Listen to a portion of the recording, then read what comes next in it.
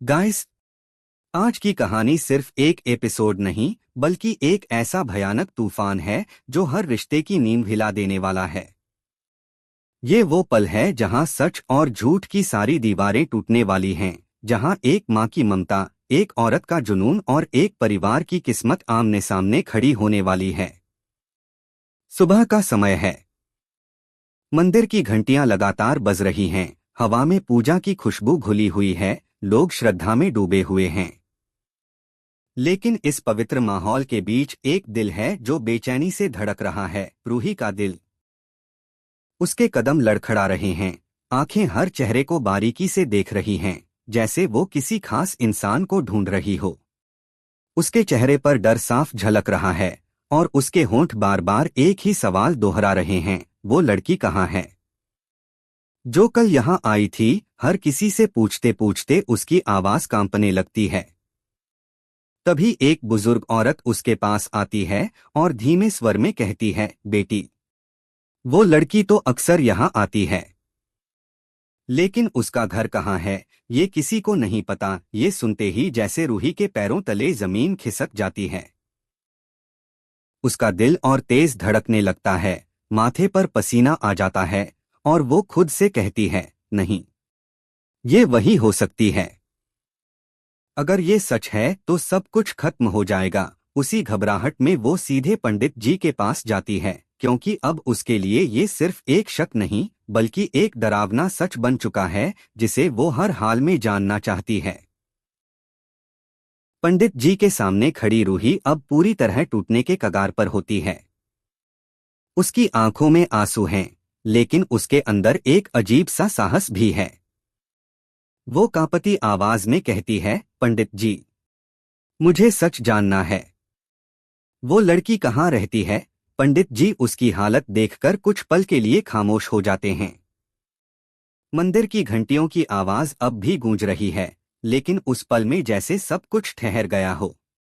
पंडित जी गहरी सांस लेते हैं और कहते हैं, बेटी, जो रास्ता तुम चुन रही हो वो बहुत खतरनाक है। कुछ सच ऐसे होते हैं जो इंसान की जिंदगी बदल देते हैं, और ये उन्हीं में से एक है। लेकिन रूही अब पीछे हटने वालों में से नहीं है। वो आंखों में आंसू लिए कहती है, मुझे डर नहीं लगता। चाहे जो भी हो मैं सच जानकर रहूंगी। उसकी जिद और दर्द देखकर आखिरकार पंडित जी हार मान जाते हैं। वो धीरे धीरे एक कागज निकालते हैं और उस पर एक पता लिखते हैं। वो पता जैसे किसी अंधेरे दरवाजे की चाबी हो, जिसके पीछे एक खौफनाक सच्चाई छुपी हुई है। पंडित जी आखिरी बार उसे चेतावनी देते हैं, सोच लो बेटी, ये रास्ता तुम्हें बहुत दर्द देगा।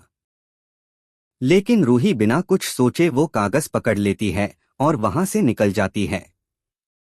उसके कदम तेज हो जाते हैं, सांसें भारी हो जाती हैं और दिल में एक ही बात गूंज रही होती है, अगर मेरा शक सही निकला तो आज सब कुछ बदल जाएगा।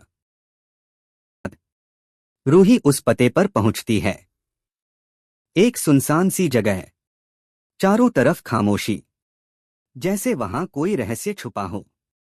उसका दिल इतनी जोर से धड़क रहा होता है कि उसे खुद अपनी सांसों की आवाज सुनाई दे रही होती है। वो धीरे धीरे दरवाजे के पास जाती है, हाथ उठाती है, लेकिन डर के मारे कुछ सेकंड के लिए रुक जाती है।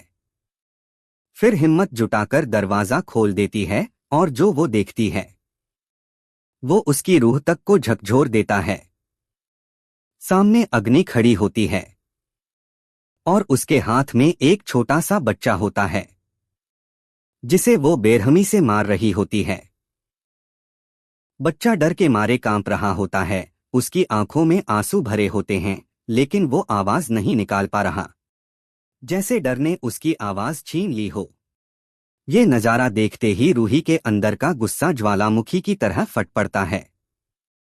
उसकी आंखें लाल हो जाती हैं, सांसें तेज हो जाती हैं और वो पूरी ताकत से दरवाजा खोलती है। बस, बहुत हो गया। उसकी आवाज पूरे कमरे में गूंजती है, तुम बच्चे को क्यों मार रही हो? तुम्हें जरा भी शर्म नहीं है? अग्नि धीरे धीरे पलटती है और उसके चेहरे पर एक ठंडी खतरनाक मुस्कान फैल जाती है। क्यों? ये मेरा बच्चा है, ये सुनते ही जैसे वक्त रुक जाता है। रूही की आंखों में हैरानी, गुस्सा और दर्द सब एक साथ उमड़ पड़ते हैं। नहीं, ये झूठ है। रूहान मेरा बेटा है, लेकिन अग्नि हंसने लगती है। उसकी हंसी में एक अजीब सा पागलपन होता है। रूही, तुम बहुत देर कर चुकी हो। अब ये बच्चा सिर्फ मेरा है, और बस। उसी पल रूही का सब्र टूट जाता है। उसका हाथ उठता है और एक जोरदार थप्पड़ अग्नि के गाल पर पड़ता है। अग्नि जमीन पर गिर जाती है और कमरे में सन्नाटा छा जाता है। कुछ देर बाद रूही उस पते पर पहुंचती है। एक सुनसान सी जगह, चारों तरफ खामोशी, जैसे वहां कोई रहस्य छुपा हो। उसका दिल इतनी जोर से धड़क रहा होता है कि उसे खुद अपनी सांसों की आवाज सुनाई दे रही होती है। वो धीरे धीरे दरवाजे के पास जाती है, हाथ उठाती है, लेकिन डर के मारे कुछ सेकंड के लिए रुक जाती है।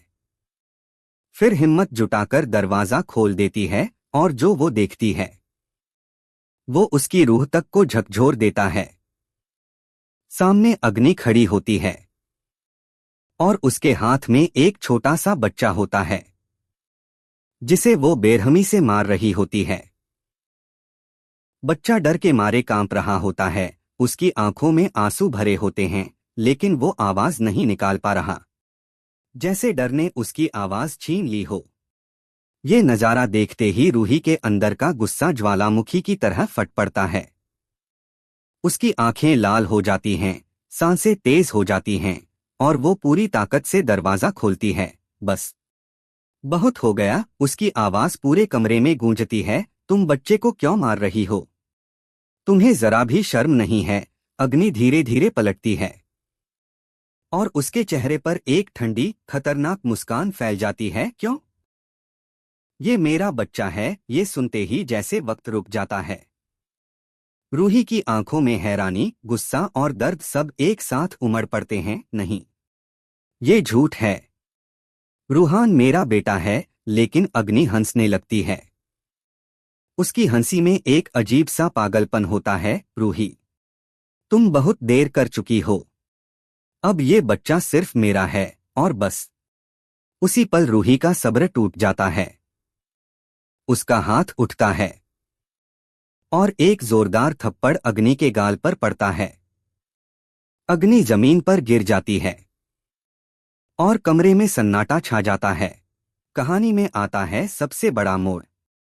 पीछे से एक आवाज गूंजती है, बस, अब बहुत हो गया। सब पीछे मुड़कर देखते हैं। दादी वहां खड़ी होती हैं। उनकी आंखों में एक अजीब सा फैसला नजर आता है, जैसे वो पहले से सब जानती हों। वो धीरे धीरे आगे बढ़ती हैं और अग्नि के सामने जाकर रुक जाती हैं। कमरे में मौजूद हर इंसान की सांसें थम जाती हैं। रूही के चेहरे पर डर है, निहार के चेहरे पर गुस्सा, और अग्नि की आंखों में उम्मीद की एक हल्की सी चमक। दादी कुछ सेकंड तक अग्नि को देखती रहती हैं और फिर वो कहती हैं, क्या तुम मेरी बहू बनना चाहोगी? ये सुनते ही जैसे बिजली गिर जाती है। रूही पूरी तरह टूट जाती है। दादी, आप ये क्या कह रही हैं? निहार गुस्से से भर जाता है। ये कभी नहीं हो सकता। लेकिन दादी का फैसला अडिग होता है। जो मैं कह रही हूँ वो सोच समझकर कह रही हूँ। अब सवाल ये है, क्या ये दादी की कोई नई चाल है? क्या वो किसी बड़े सच को छुपा रही हैं? क्या अग्नि इस घर में वापस आएगी?